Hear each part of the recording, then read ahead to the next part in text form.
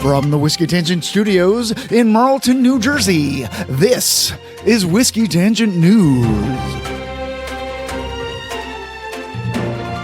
Hey everybody, this is Ed from the Whiskey Tangent Podcast, and we're back with another edition of Whiskey News. Woo! Joining me as always is Scott. Hey everybody. And we have a lot to go through today. We have 6 news stories. We have 2 stories involving the whiskey industry, 2 stories in the financial area of the whiskey business. True crime is back with 2 stories. They're great too. These can be hysterical or sad.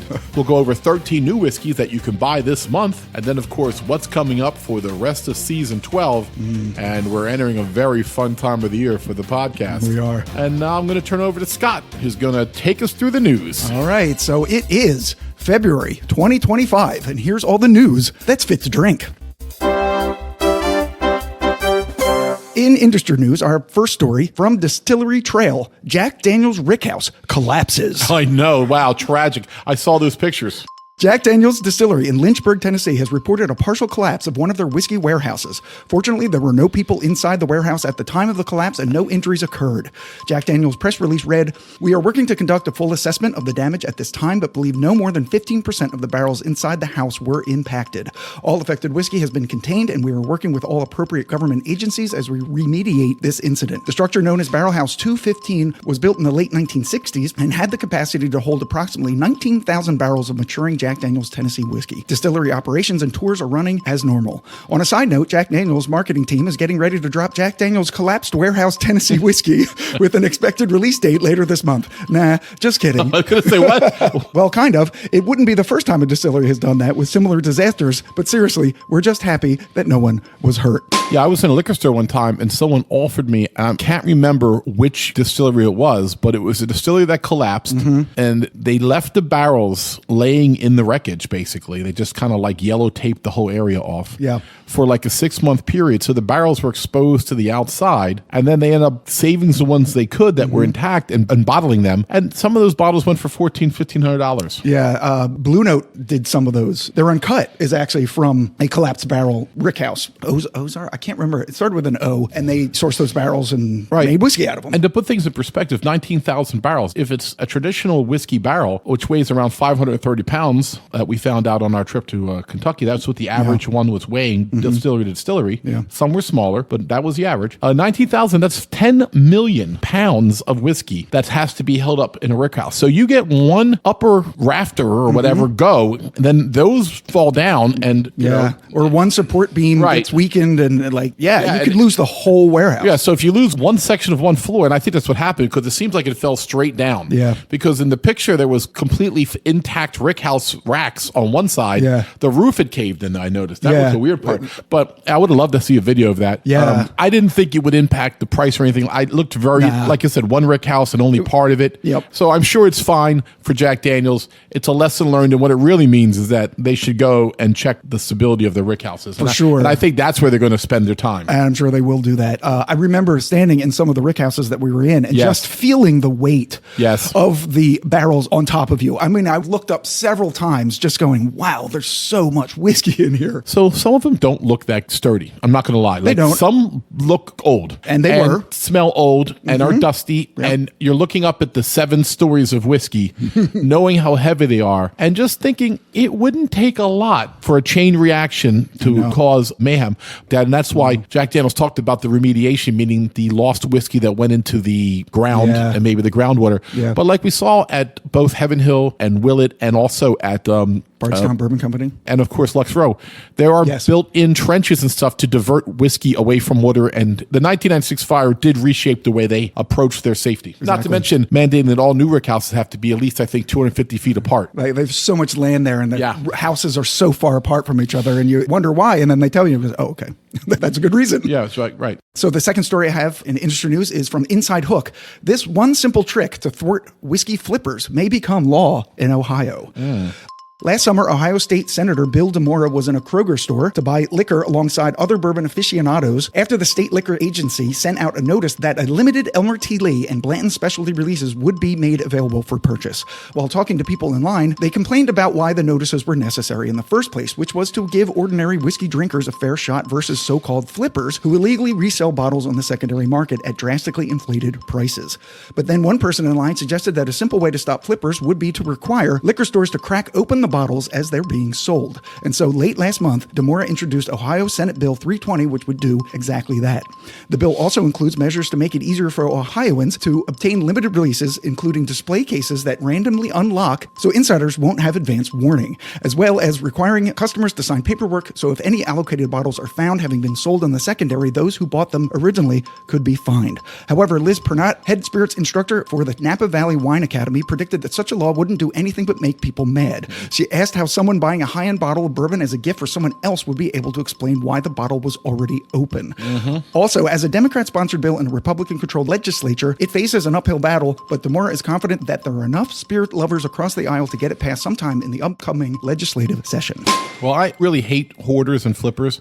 And once again, I have 2 or 3 bottles of the same thing. But Scott will tell you, I will not clean out a shelf of something that's allocated, even if it's not limited to one per person. Sure. Not everybody's like you, though. I know. I mean, I remember when Henry McKenna was scarce in New Jersey, Wegmans was getting a shipment in. I knew the time. I got there, and someone had bought 5 in front of me. Now, so they didn't put like a 1 per customer thing. Yeah. And I put this on a couple of websites, and I got a lot of people nasty saying to me like, "Yeah, get there 5 minutes earlier." Like, right. To me, that's just a very selfish person. Like, it is. Like, you know how scarce this is in New Jersey. You're going to go sit on 5 bottles, and I could have had 1. I just wanted 1. But just saying all that, I think it's absurd that you're telling me I have to open my whiskey when you want me to open my whiskey. This is not a tall boy can of beer at the stadium that you want to open so I can't throw it onto the field or something. You know what I mean? Yeah. And I'm not even sure if it's right to fine people in the secondary market, except that you're not really supposed to sell alcohol without a license. So right. So that's okay. I mean, if you want to fine people for selling it secondary, I think that's okay. Yeah. If you want to put a rule out that allocated, you should do 1 per customer per day,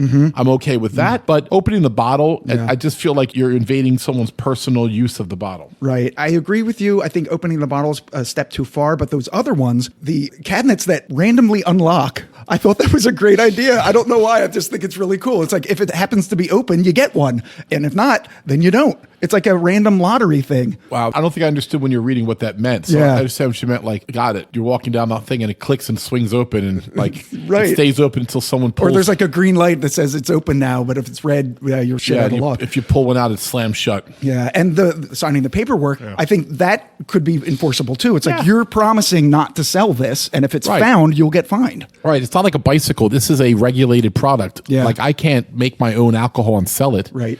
In my backyard, right? So that's kind of the same thing when you buy a bottle of whiskey and resell it.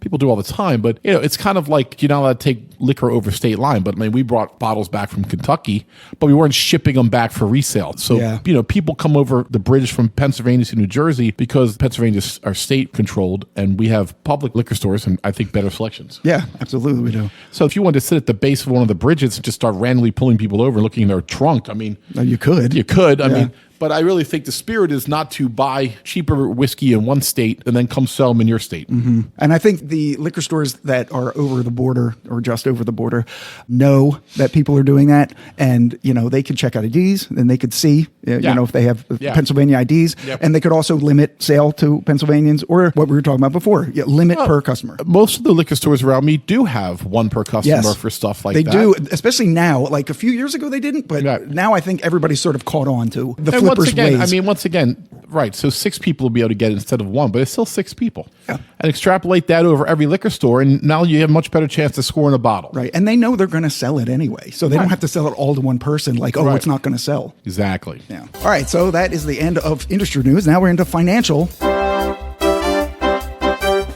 From Men's Journal, tariff threats already bad news for the spirits industry. Shocking. Yeah.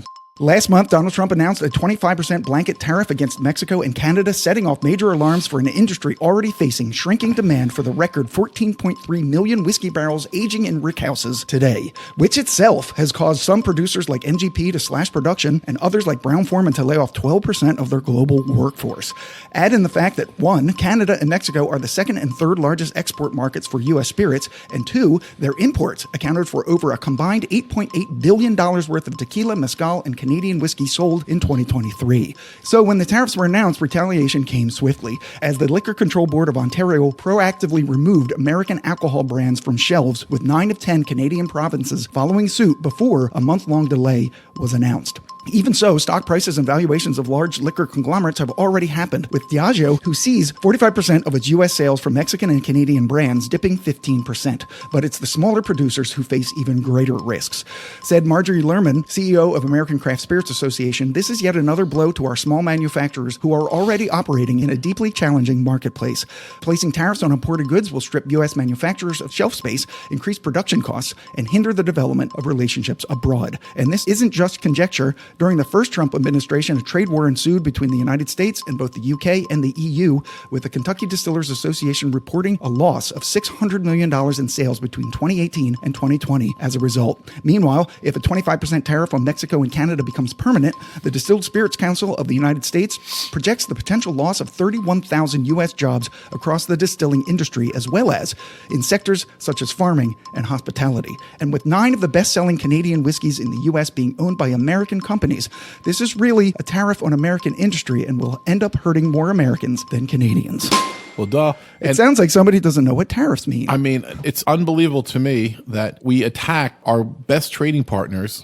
I mean, Canada has no idea what our problem is. And what I think Donald Trump and his cronies, and I'll use the word cronies because at this point, the actions are just reckless. No. I don't think they expected Canadians to get mad and just start taking U.S. products off of shelves. Like, they're over there in Canada right now saying, don't buy American. Yeah, don't mind making anything. Right, to send us a message. Like, I know we get an image of Canadians being really nice people and all that, but there's an edge to them. Mm-hmm. And there's a pride in their country just like any other. And I have friends who are in Canada, and they're like, the shelves we're just taking them off. Once again, those goods are already there. There's no tariff to be spent on those goods. Right. They could just sell them, but no, they're making a point. Yeah. So that means they're pulling Jack Daniels off of shelves. They're pulling cereal and Wonder Bread and anything else that we have there. And they're going to buy Canadian. And they have EU trading partners as well. They are part of the Commonwealth. Right. You could see them partnering with other people in the world to not sell anything to us. Right. Now, I'm sure Crown Royal is not loving this because Crown Royal is 1 or 1A of the most popular whiskey in America. Yeah, they're owned by Diageo. Right. So in that sense, I don't know if that means Diageo can get around the tariff. Right? If it's an American company, I don't know that loophole. And I don't think that the people that put these laws, it's been a lot of broad brush policies so far without a lot of examination. You know, the government's a very intricate thing. And let's say one thing while I'm on my soapbox here. Okay. You hear something like, we want to cut 180,000 government workers. When did they stop being American workers? Can you imagine saying that sentence, I want to put 180,000 Americans out of work? Yeah. Like, everybody who works for the government is evil. These are people that live in our neighborhoods and our kids play soccer with together. Friends and family. Yeah, these are like our own sisters and our cousins. These are not unknown people, like some type of a nefarious group. Yeah. These are Americans. And we're just going to randomly cut 250,000 American jobs. It's incredible to me that somebody would even propose to increase the unemployment rate just for no reason. Yeah, and I mean, we stay away from politics because, whiskey and politics don't mix. But evidently it does right now because the tariffs are impacting, maybe bourbon will get cheaper for us. But to me, that's not what this is about. That's crazy. I know I spend too much on subscriptions. I'm like that guy in the commercial who's got like, you pay for 3 in Netflix. You know what I mean? That's me. I'm sure that's me. I know. I'm very careful now. Cause what I do is, like, when I have a subscription, when I up it and I know I'm going to do it a month later, I put a message in my phone to let me know when to do it the day before that it's canceled, just in case I want to cancel it, because I could go another month. I know who you are. Okay. You're the opposite of me. Okay. I know. I'll tell you something I found out. You're not going to believe this. You're not going to believe it. Okay. Am I? I think I am. I just found out that I happened to look at a statement from my bank. I view it online. You know what I mean? Yeah. I happened to look in there. There's a $45 charge to rent my safety deposit box. Okay. Yeah, I haven't had a safety deposit box since I was married, which means I still do. But oh no, we had it together and we got separated in 2011. So I've been paying $45 a year since at least 2011. Oh my God. For a box that I don't know what's in there. I've never visited and I have no idea where the key is, which means it's going to be a $75 fee to re-drill it. Oh my God. Just to get out of the safety powder box is going to cost me $100. 14 years. 14 years times 45. Oh my God. That's like a case of really good whiskey I could have had. So that would never have happened to Scott. Okay, it's $630 I've spent on a divorce tax is what I call it. Yeah, that's basically what it was. Divorce tax. So that's what I'm talking about. Right. Oh wow, what was that? What? I clicked something on my computer. We're okay. If that came across, let's keep that in. Yeah, I think it did, because if we're hearing it, it probably got recorded.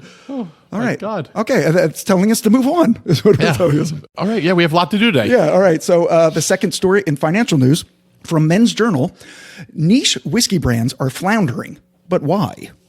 This is an interesting article. The whiskey industry is close to a perilous precipice. An overabundance of production that leads to a collapse in value may already be upon us, and niche bottles and brands will be the first to feel it. Take Ireland's Waterford whiskey, which I've actually never had any of their expressions. No, we did. We did. At the Dead Rabbit. We did have a Waterford. Maybe one, or we had at least one. We had at least one. Yeah, it was, the Cuvée. Yes. Yeah, it was a blend of all their stuff. Yes. I will take that back. Yeah, we had the Waterford. We have had that. Take Ireland's Waterford whiskey. And we already did. We took it right to the head. We took it. We took it and we pounded it. You're so good. Random belligerence. Scott loves to pound violently. Edition. Sorry. Wow. By producing single farm, single varietal, and single malt whiskeys, the distillery basically started the idea of terroir in whiskey while also showcasing the flavor differences and nuances found between different types of malted barley. And they've been lauded far and wide as a torchbearer for the industry. And yet, Waterford is now in receivership, wherein a neutral third party takes over management, and founder Mark Rainier, formerly of Bruichladdich, vows to gather the funds to keep the brand alive. So what does it say about the state of the industry when a producer that's been seen as one of its brightest lights might end up being snuffed out? Of course, Waterford isn't the only example. According to Becky Harris, who we met, co-founder of Catoctin Creek Distillery, at least 45 craft distilleries have closed in the U.S. in the past 2 years. And as we reported in December, the Stoli Group, owner of Kentucky Ale, filed for bankruptcy protection as well. However, perhaps something else is at play. Says Lou Bryson, journalist and author of Whiskey Masterclass, Waterford whiskey is great. Who I also met. Yes, Ed met him. And we did a short based on one of his articles. Yes. Waterford's whiskey is great, but it's so damn granular in presentation. Total transparency is an overload for most drinkers. They don't really care, understand, or care to understand. Robin Robinson, educator, brand consultant, and author of The Complete Whiskey Course, echoes that sentiment, saying people are intimidated by things like terroir and the language of flavors. They feel inadequately equipped to understand it, and instead of bringing people to it, it helps alienate them from it. And geeks don't count, because geeks only buy one bottle and then look for something new. Indeed, while allocated bottles get all of the attention, after all, it's the Jim Beams and Jack Daniels of the world that move bottles by the millions, and the entire whiskey market exists amidst an environment in which vodka is still the big dog in town, with 75 million cases sold in the U.S. in 2023, which is more than all of the American, Canadian, Scotch, and Irish whiskeys combined. Right. I have an opinion on that. Yeah. The truth is that the American whiskey drinker is as far removed from the hoity-toity whiskey geek discourse as you can imagine, perhaps even further, and that's the crux of the issue. The bulk of whiskey drinkers describe their bourbon as smooth and douse it with Coke, and that's just as valid a consumption method as sipping a rare whiskey neat. But perhaps it's the inability to bridge that gap where brands like Waterford have lost their way. People who drink vodka just want to get drunk, and they don't care how they deliver it. If there was an alcoholic edible, they would just do that. All right. But, that's a good idea. There isn't. That is a good idea. Let's work on that. That's our retirement ticket right there. Now, that being said, I think they do like the fact that they have this vodka cranberry, or what my friends who are in their 50s drink, vodka and soda with maybe a splash of cranberry on top. They just want something that will not get them too drunk, not get them too hungover, because it's a very simple drink. And sometimes they put a twist of lime in it, sometimes they put a twist of lemon, but it's basically vodka and club soda. Yeah. But some of these guys do like a nice scotch every now and then. but they drink a lot, and so they don't want to have the heaviness of scotch all the time. Or the expense, like if they're buying a really expensive scotch, that's the treat, and the rest of the night they drink the vodka tonics. Exactly. Yeah. But that being said, I think what people have to realize is we had an expansion of whiskey that hasn't been seen in the last 15 years since pre-prohibition. We've talked about this. Yeah. So when that happens, there's going to be a contraction eventually. And I think a lot of people, they just think that things are going to keep going the way they are. You can't constantly be expanding in an industry where there's 1,000 players involved. You know what I mean? Yeah. You know, and I also disagree that if you have a good whiskey that people won't drink it loyally. I think Scott and I have our loyal bottles, and then we do want to go out and taste the next best thing. Right. But we got frustrated because we realized that there was just too many next best things, and everything couldn't be the next best thing. And so there's going to be a contraction, and the industry will correct, and those who survive, maybe some will get bought up by bigger companies that can sustain a little bit of a market change. And so that's how I feel about it. But it is interesting. We're going to be watching this situation, and I feel bad for companies that are in trouble because I might like their whiskey. But there'll be other whiskey. Yeah, I think one of the things that really interested me about this, because we're the geeks that these guys are talking about. Right. We're the whiskey nerds who go out and now they say they buy one bottle and then look for something new. I don't necessarily think that's true. We do look for something new, but as what you said, we have our favorites and we will go and buy those multiple times. However, these one-off special releases that have been coming out in $100, $200, $300, it's like you can't buy them every time you see them, and you don't really see them that often. So the fact that they're saying that we only buy one bottle and look for something new, it's because we can't buy more than one bottle. Right. I mean, just for give you example, friends of the podcast, Marty and Rachel, went to Baltimore to visit the Sagamore distillery, and Scott asked them to pick up their Manhattan finish because he loves it. Yeah. So there's a bottle that he loves. It's one of his favorites. That's what we're sipping on right now. We're sipping on it right now. Yeah. And so by the same token, if there was 3 new Sagamore releases, we wouldn't be able to buy all 3 of them. You know what I mean? If they're like, oh, we have like the cinnamon gum barrel finish. We don't have enough time for that. You know what I mean? Yeah. Like this one's finished in herring. Yeah. Like the Norwegian stuff. So I think we want something that's different than just Jim Beam and Jack Daniels. Right. And I think it would be sad if we went back to the days where it was just Jim Beam and Jack Daniels. Yeah. And even Jim Beam and Jack Daniels would say that. It's like they have American single malts now. They have different blends and they have different mash bills, limited releases that are finished in like exotic barrels. In the Whiskey Madness coming up, we have the Jack Daniels Bonded Rye. We have a Knob Creek Cask Finish. Yeah. We have their upper brands, but it's true. If you just want to pour a half a can of ginger ale into your whiskey, Jim Beam, white label, try the black. Go ahead. Or try the black. Or try the black. Yeah. It's a little bit better. It tastes great. I drank Jim Beam and ginger ale for the first 10 years of my drinking life, 21 to 31. And Jack and Coke, they were my 2 drinks. I loved it. And pretty much every wedding that you've ever been to. Right. I think 15 was my record. I had 15 Jim Beam and gingers. Oh, that's right. At my sister's wedding. Yeah. When you told your brother Joe and his wife the same story 3 times. Yeah, that's right. No, that was at Richard's wedding. Oh, wasn't that where you had the 15 Jamesons? It was 15 Jamesons. Yeah, there you go. That was not mixed with anything, though. That was just Jameson. Except my dark soul. Okay. That was a fun night. Yeah, but I did tell the same story on the way home 3 times, which is a record. Yeah. That's but heck, those 2 haven't seen me drunk in a whole week. Go ahead. Yeah, Super Bowl. Go Birds! Go Birds! Fly, Eagles, fly, on the road to victory. E-A-G-L-E-S, Eagles! That's our real news. Eagles won the 2nd Super Bowl, and so great. And it was the easiest game we've ever watched together as a group of friends. We're like, wow, this is kind of easy today. An unbelievable game. Even we, as diehard Eagles fans, did not expect any of that to happen. No. And even 24-0, we're like, he could still come back. we were, it's still at halftime. We're just like, maybe. I mean, they get the ball first. They could go right down and make it 3 scores again. But we had nothing to worry about. No, we did not. Incredible game. Getting into true crime. Right? Yes, true crime. And these are great stories. I love it. All right, so first story from CBS News. Colombian president says cocaine no worse than whiskey. I read that. It was on Google. That made Google, bro. I know, because it's so outrageous. It's ridiculous. So but I'm listening. Yeah. Well, I'm listening. Yes, tell me more. Tell me more about this thing called cocaine that I've heard of. During a 6-hour ministerial meeting broadcast live for the first time ever. 6 hours? Yeah. Colombian President Gustavo Petro said cocaine is illegal because it is made in Latin America, not because it is worse than whiskey, suggesting that the global cocaine industry could be easily dismantled if the drug were legalized worldwide, and adding that it could be sold just like wine. You could almost hear the cartel pistol against the back of his head while he's doing this meeting. Right. Just the cocking of the exactly. trigger. Like you could almost hear the screams of his family in the trunk of the cartel as he broadcasts this. Oh my God! Just say whatever they want, Daddy. Say it's like wine. We are terrible people. Terrible. We are. Colombia, of course, is the world's biggest cocaine producer and exporter, mainly to the United States and Europe, and their government has spent decades fighting drug trafficking. A random fact, no tariff is able to be placed on that either, just for the record. This will come in without a tariff. Exactly.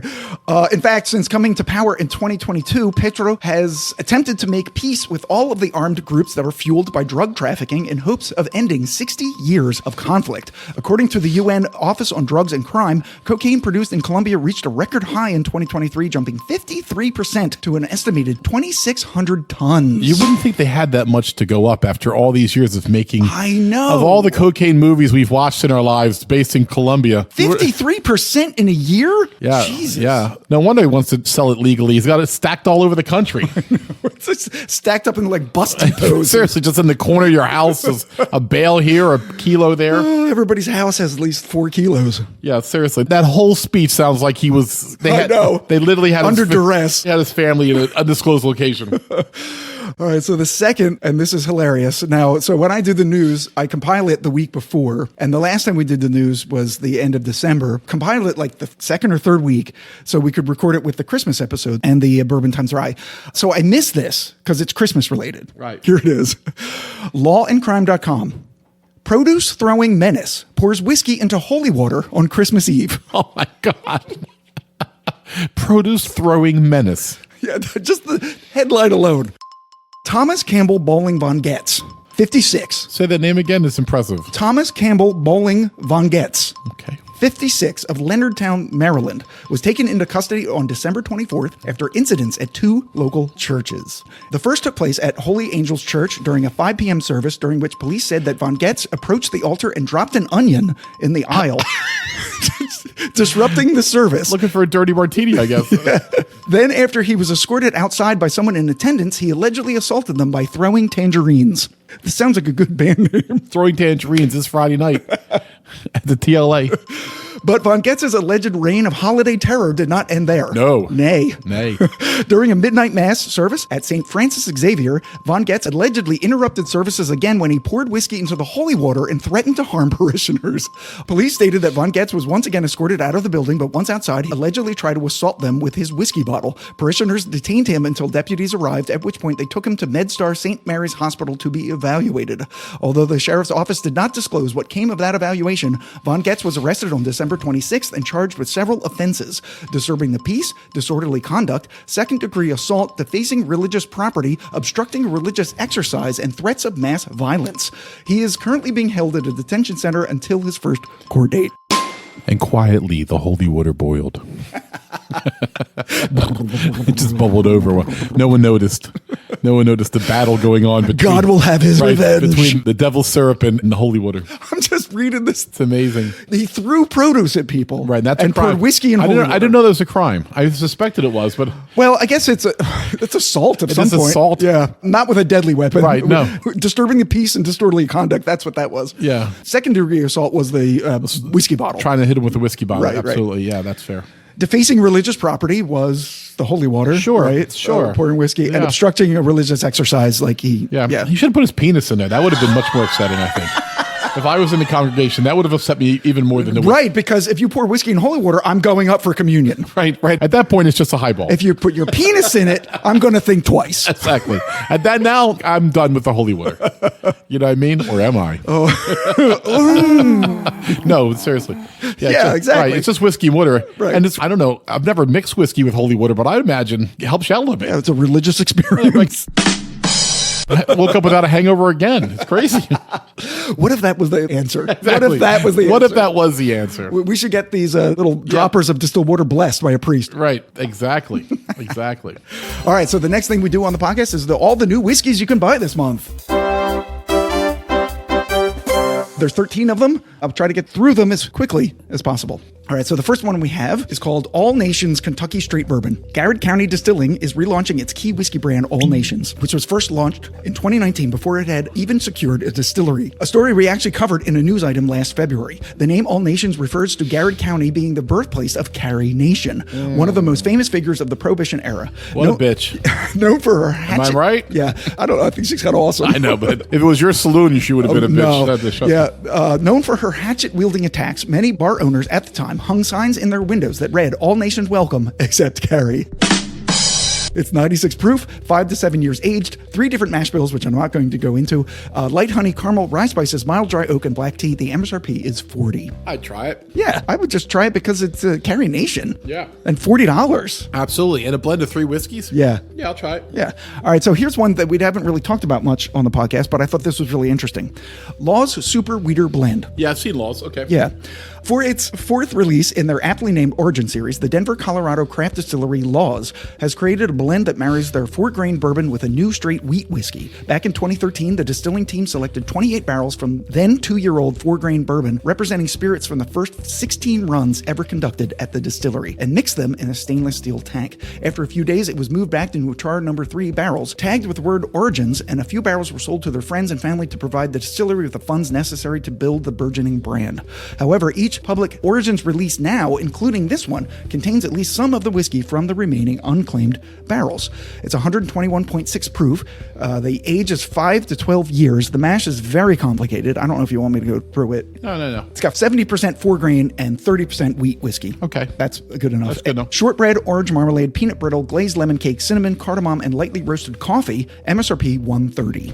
All right. I mean, I don't know. It's a little bit too high for me to dive in and try it. Yeah. We should try some of their lower expressions and see how we like them. Maybe we'll do an episode on them. Yeah, maybe. It's definitely one I've seen on the shelves. I don't think I've ever had one. No, I mean, there is probably, I would say, a dozen brands that I see all the time. Yeah. And I just go like, I don't have the energy right now. Like, I mean, like, I just don't have the energy to engage them. Usually we're on a mission getting something else. But they're there, and Laws is one I've seen. There's definitely ones. If we were in a liquor store right now, we could point to them and we all would agree that, them. I think Blue Run is probably one. Blue Run. I might have had one of them once. Right, but like, I mean, Kentucky Owl for a long time was one of them. Yeah. And I just never engaged with them. Yellowstone also. I haven't really had many of them. I had one good one that was a South Jersey bourbon pick. Yeah, so there's plenty of whiskeys for us to do more we'll never episodes. run out of, no matter what happens in the whiskey industry, we're never running out of whiskeys to do on here, trust me. We're not.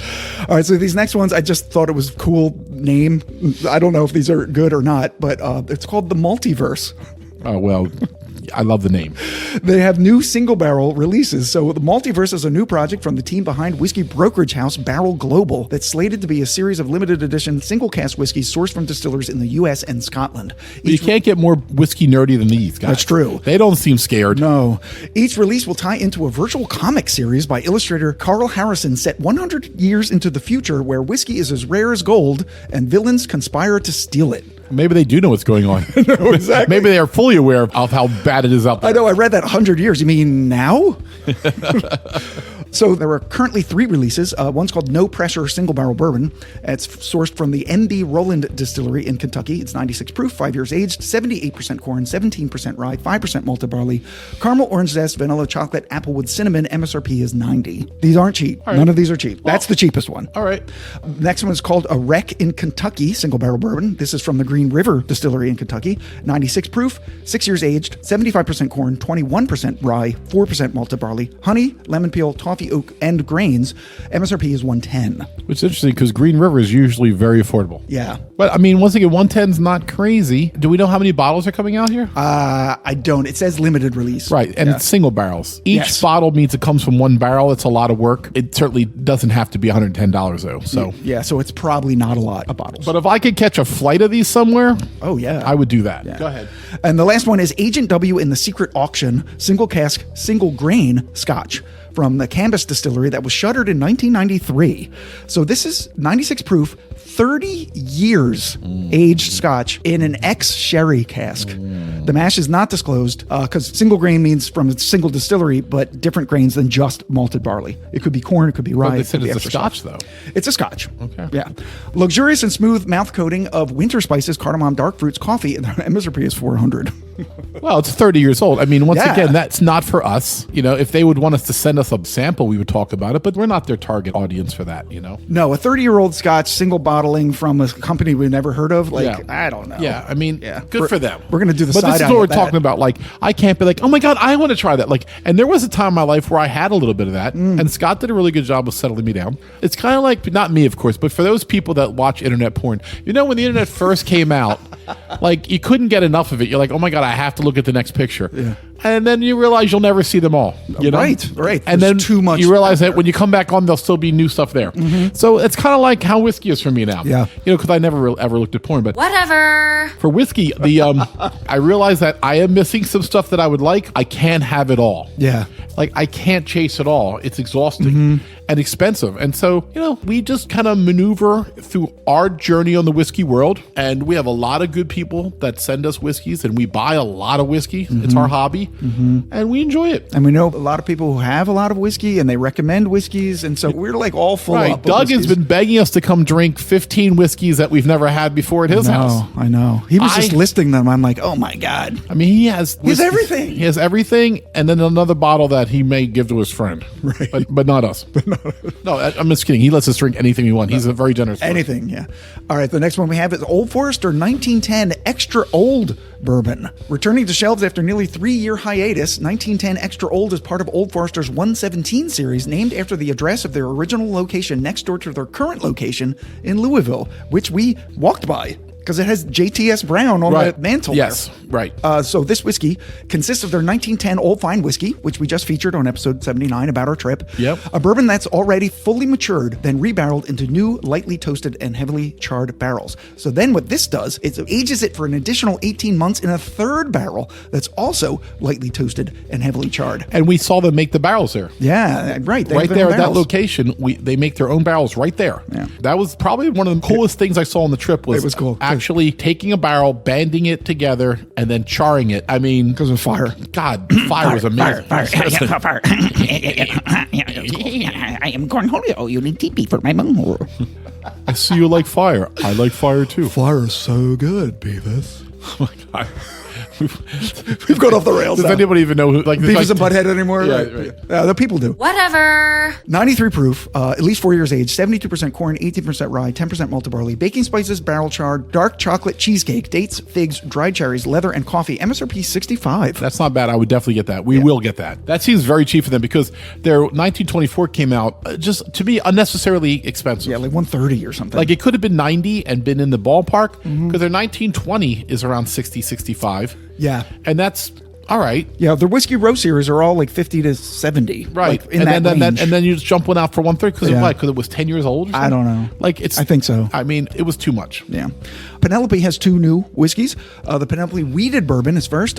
This is the 5th whiskey in its permanent lineup. So a new permanent Penelope Bourbon. Joining their 4-grain Architect barrel strength and toasted bourbons. It's 95 proof. There's no age statement. 74% corn, 16% wheat, 7% rye, and 3% malted barley. Sweet corn, apple pear, honey, caramel, orange zest, brown sugar, toasted oak, and cinnamon spice. MSRP is $40. Because they put out very affordable whiskeys. They put out very good whiskeys, and we know why. Yeah. But it's owned by MGP. MGP. That's right. But I'll be dead honest. The Architect, I could take or leave. Yeah. I was French oak, a little disappointed with the finish on that. Yeah. But every other Penelope I've had, and including that one, is a good pour. Yeah. That's still a good pour. But it's funny, I don't think about them as often as I should. No. But a lot of times I'll be standing at my cabinet and be like, oh, you know what? I haven't had the 4-grain Penelope for a while. Let me have that. And I'm always like, damn, this is good. Yeah, and we definitely get a lot of Penelope in this area because the guys who started it were from New Jersey. Exactly. Yeah. The second one from them is a 17-year American light whiskey. Jeez. Yeah. Distilled at MGP in 2006 and aged in second fill oak barrels, which for the uninitiated is part of how light whiskey is defined. For the full story, go back and listen to episode 63, season 9, May of 2023. The Obtainium. Yeah, where we tell you all about light whiskey. 138.8 proof. Yeah, they are hot. Yeah. 17 years age, 99% corn, 1% malted barley, sweet vanilla frosting, caramel, honey, cherry candy, brown sugar, toasted nuts, and molasses. MSRP $100. It's actually really good price. I would buy that. Absolutely will buy that. Yeah. If I see that. Get it. Because the only light whiskey that I've ever had was that Obtainium, and it was excellent. And also from MGP. Yep. I'll split it with you. Just like the Speakeasy, we already drank your half, though. You bastard. Okay, the next one we have is something called Rod and Hammer Wildfire. I thought you were going to say rod in hand. I was like, ooh, go on. Hello. Where is this leading to? Hammer? I don't even know her. Rod and Hammer Wildfire Resilience Straight Bourbon. A new whiskey from the guys we featured on the news last April because they had created a whiskey survival kit that included everything you need to create the perfect cocktail in any scenario. This is a special release honoring firefighters, with proceeds going toward survivor benefits, disaster relief, and essential resources for those affected by the California wildfires. As with all Rod and Hammer spirits, this whiskey was cut with distilled and purified water sourced from the Pacific Ocean. It's 90 proof, 2 years aged, 60% corn, 36% rye, 4% malted barley, sugary and smoky with caramel, vanilla, and smooth corn sweetness. MSRP is $50. They're a California-based distillery. I mean, that's a bargain. Yeah. I mean, if you haven't donated to the cause for the California wildfires and you feel like doing it and you're a whiskey drinker, this is a pretty good way of doing it. Yeah, I mean, it's actually a very selfish way of doing it. Because you get a you get a good bottle of whiskey out of it. But Redwood Empire Pipe Dream 101 Bourbon. Speaking of California. Yeah, that's right. Redwood Empire, another California-based distillery, has unveiled a higher proof iteration of its regular Pipe Dream bourbon, which is also distinct from a blending perspective, being that it's a year older and uses more of their own distillate. It's 101 proof, 5 to 15 years aged, 73% corn, 19% rye, 5% malted barley, and 3% wheat. Vanilla caramel, cinnamon clove, bubbly lemon water, vanilla ice cream, blackberry, oak, and grassy spice. MSRP $55. Oh, hell yeah. And they're another company that tastes very unique. Yeah. It hits or miss. I mean, some of the stuff I've loved and some stuff I found a little bit off-putting for me. Yeah. And by the way, I had pudding today. I was thinking about that. I was not off-putting today. I literally had pudding at You lunch. were on pudding. I was on pudding today.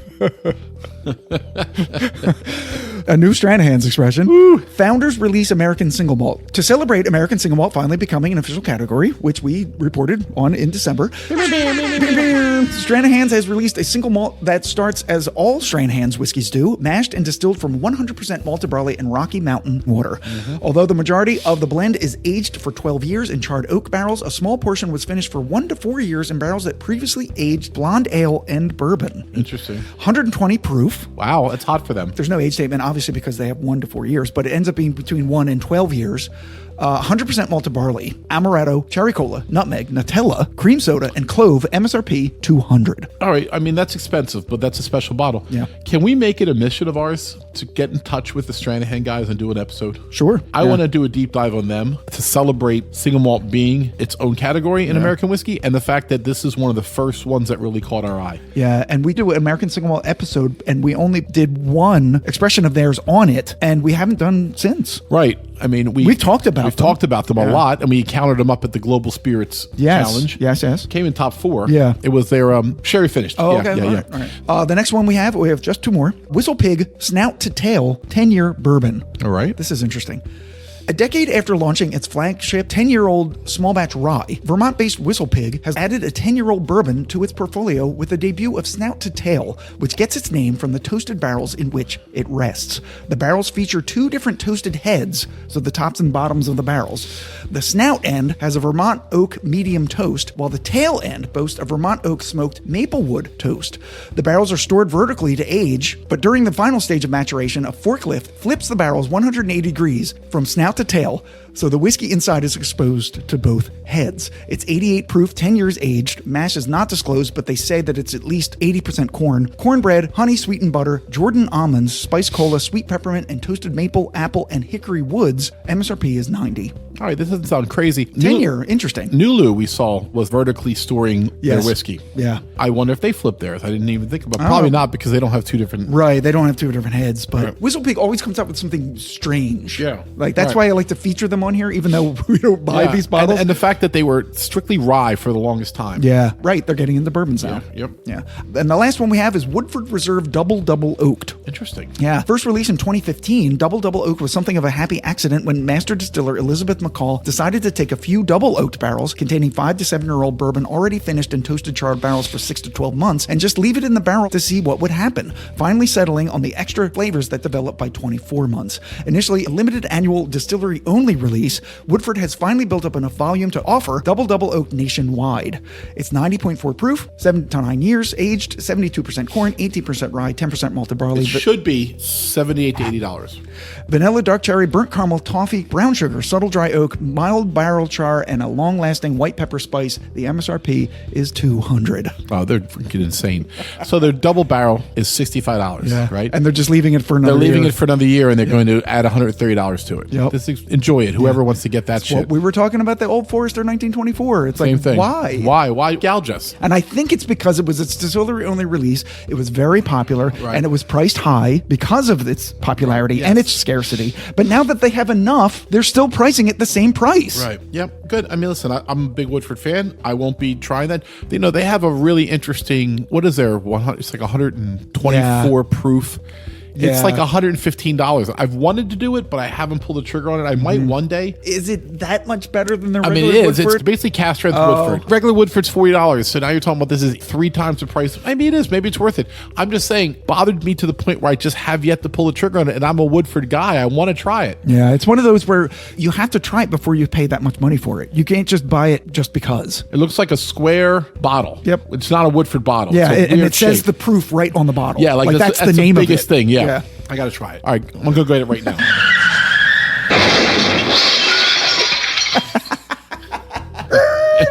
Exactly.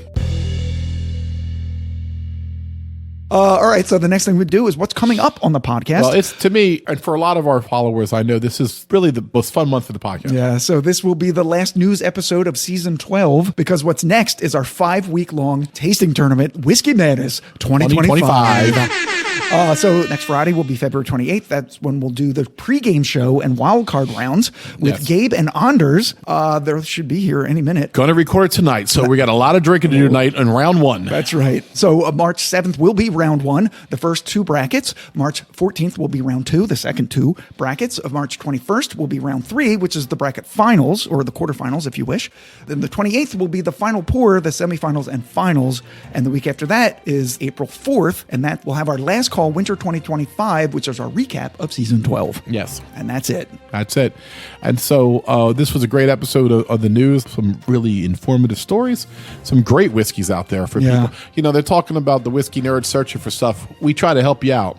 And Scott gave you stuff that's 400, and he gave you quite a few that's 40. Yeah, I try to do an equal amount under 100 and over 100, just to tell people what's out there and what is actually reasonable. Right. This is not a comprehensive. It's not. Well, I think Breaking Bourbon's the one that puts out. Breaking Bourbon's good. Whiskey Advocate's also good. Yeah, Breaking Bourbon puts out a calendar, though, I think. They do. Where that's primarily where I get them from both. So I go to Breaking Bourbon and then I go to Whiskey Advocate because Breaking Bourbon has what is coming out and when they've been told when it's coming out, but Whiskey Advocate does it when it actually came out. So using both, I get a good idea of what's happening. So like we try to tell you, listen, if you're a guy that $400 is like 40, then go treat yourself to something special. You deserve it. Exactly. We don't know you. Yeah, you've earned yourself that type of right. You don't know me. Yeah, you know what I mean? And we're trying to condition ourselves and maybe help you condition yourself to not feel like you have to spend $100 to get a good whiskey. Right. And honestly, it's not because, my God, have you ever had like regular Knob Creek? Right. $38, $40 a bottle? Come Fantastic. on. It's delicious. You can drink it for the rest of your life and be quite happy. So come back next week for the beginning of Whiskey Madness. It's always a blast. Woo. Who's going to take the title this year? We got great whiskeys lined up in the brackets. Come see if your favorite's involved. For the Whiskey Tangent Podcast, I'm Ed. I'm Scott. Cheers, everybody. Later.